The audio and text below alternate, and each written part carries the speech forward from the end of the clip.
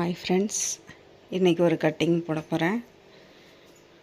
நாம் puff sleeve, இதுக்கு பேர் சுந்தரி ஸ்லீவும்பாங்க. நாம் லைனிங்கில் போடும்போது இது மாதிரி போட்டுக்கணும். போட்டுட்டு நீங்கள் பாருங்கள், பேக் சைடு ஃப்ரண்ட் சைடு பட்டி ஒரே பக்கம் எடுத்துக்கிட்டு அந்தாண்ட இருக்கிறது எல்லாமே பஃப் ஸ்லீவில் வச்சுருக்கேன். இந்த மாதிரி கட் பண்ணிட்டீங்கன்னா உங்களுக்கு பஃப் ஸ்லீவ் ஈஸியாக இருக்கும். பார்டரை தனியாக கட் பண்ணி எடுத்துக்கிட்டேன்.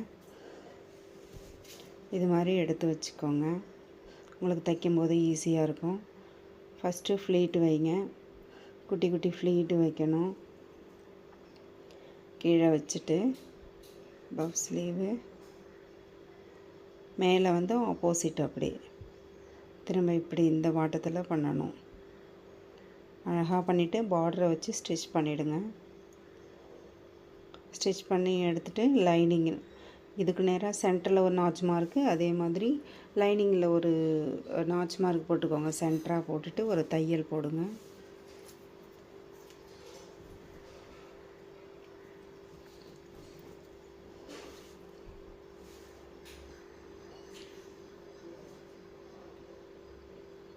அடித்து திருப்பிட்டு படிமான தையல் போடுங்க. படிமான தையல் போட்டுட்டு ஃபுல்லாக அவுட்லைன் ஃபுல்லாக கொடுங்க.